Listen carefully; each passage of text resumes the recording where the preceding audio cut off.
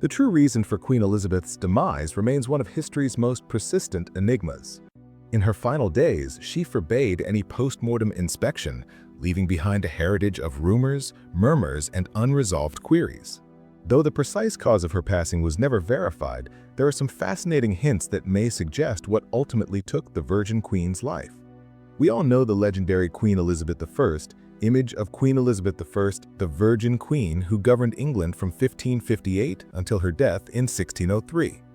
In portraits, she appears almost otherworldly, a slender form swathed in tiers of lavish dresses, with a strikingly fair face framed by lofty white ruffs.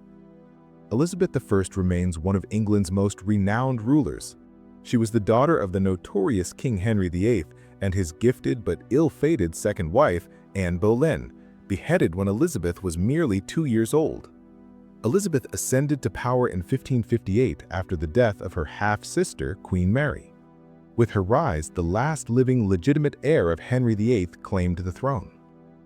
The earlier passings of her younger half-brother Edward VI in 1553 and Mary I just 5 years later paved the way for her reign.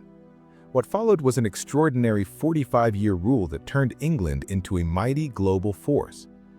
Elizabeth became not just a monarch, but an icon. But the closing years of her life were tinged with grief. As age advanced, her health faltered, trusted allies passed away.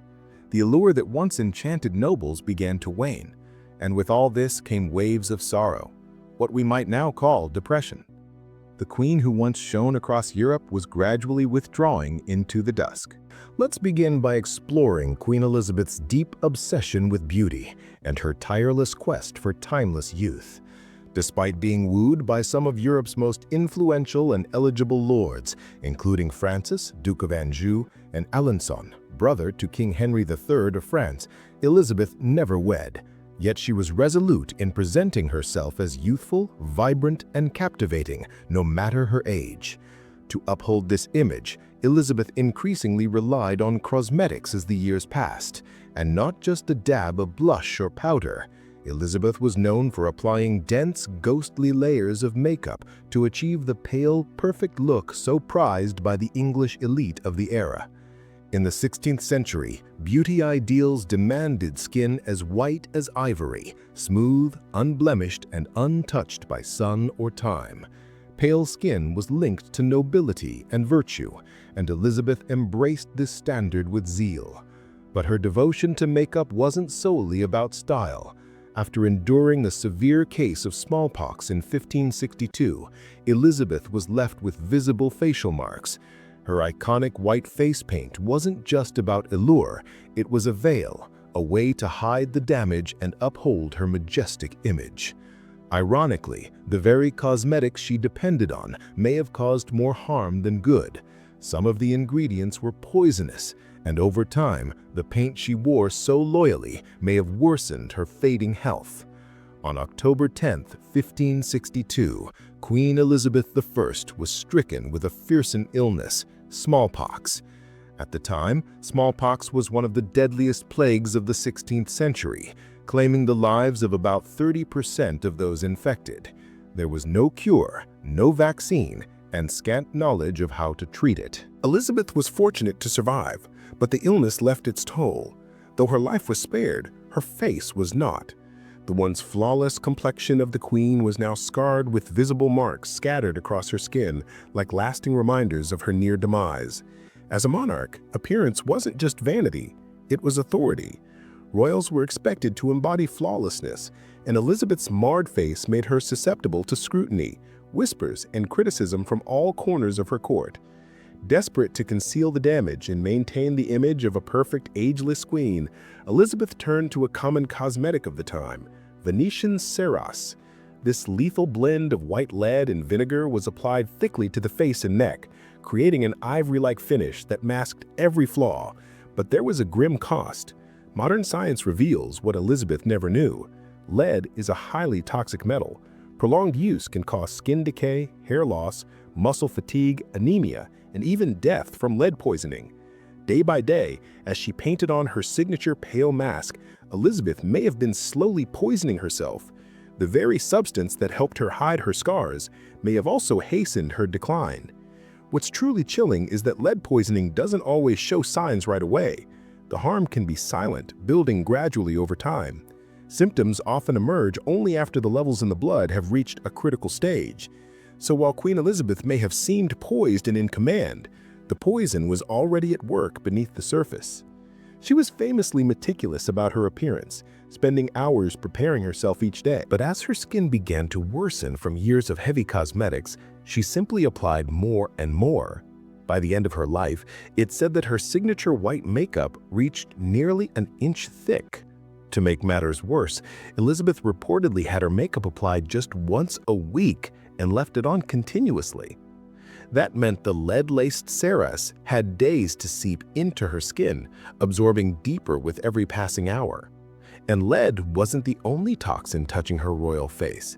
When she finally did remove her makeup, it's believed she used a mixture of crushed eggshells, alum, and, most alarmingly, mercury.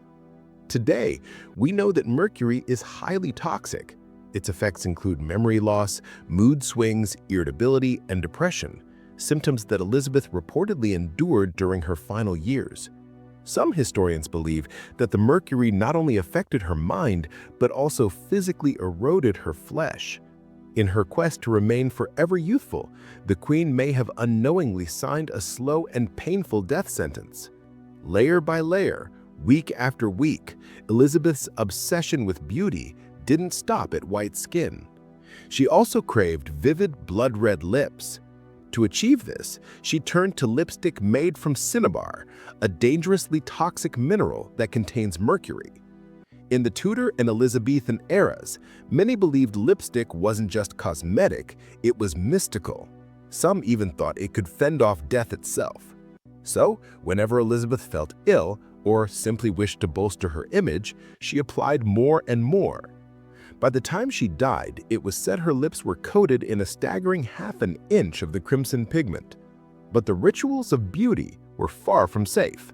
Over the years, these treatments caused premature wrinkles, hastened aging, and a devastating decline in her overall health. But it wasn't just her body that was breaking down. Her spirit was too. In her final years, Elizabeth was plagued by sorrow. The deaths of her closest allies, including her loyal lady-in-waiting, Catherine Howard, and her once-cherished favorite, Robert Devereux, the Earl of Essex, struck her deeply. After Essex's execution, which she herself had ordered, the weight of guilt was unbearable. By March, her health had faltered. Her final days, she fell into a deep and unshakable melancholy, spending hours sitting in silence, motionless on cushions. Witnesses said she wept often and expressed deep regret over the death of Mary, Queen of Scots. According to Sir Robert Carey, Elizabeth insisted she had never truly consented to the execution, shedding many tears. In her final days, she refused to rest, convinced that lying down would mean death. She remained standing, sometimes for as long as 15 hours, while her attendants desperately surrounded her with pillows to keep her from falling. But eventually, her strength gave way. The Queen collapsed, and the long reign of England's Virgin Queen came to its end on March 24, 1603. Queen Elizabeth I took her final breath. The exact cause of her death remains uncertain. Some historians point to pneumonia, others suggest cancer, but there's little doubt that the decades-long use of toxic cosmetics loaded with lead, mercury, and other harmful substances played a significant role in her fading health. In her final days, strange and unsettling details emerged. Her lady-in-waiting, Elizabeth Southwell, reported that the Queen was tormented by visions, haunted by the image of her own frail body. She claimed that a playing card pierced through the head with a nail was discovered on the Queen's chair, a dark and mysterious omen.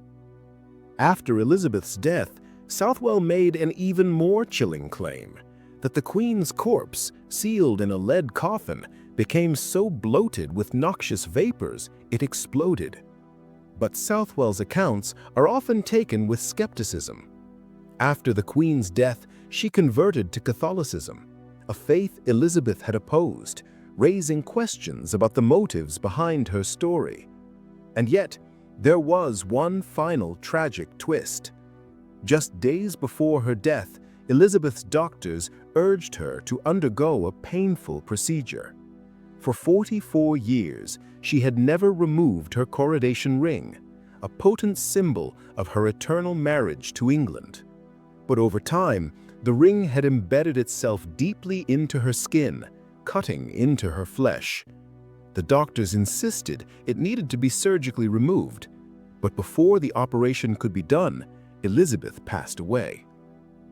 Today, with modern science, we understand the dangers of the very substances she once trusted to preserve her beauty. But in Elizabeth's time, knowledge was scarce, and the price she paid for her appearance may have been her life. Still, Queen Elizabeth I left behind more than a legacy of pain and poison. She gave England an era of relative peace, power, and cultural flourishing. Her 45-year reign stands among the greatest in history. May she rest in peace.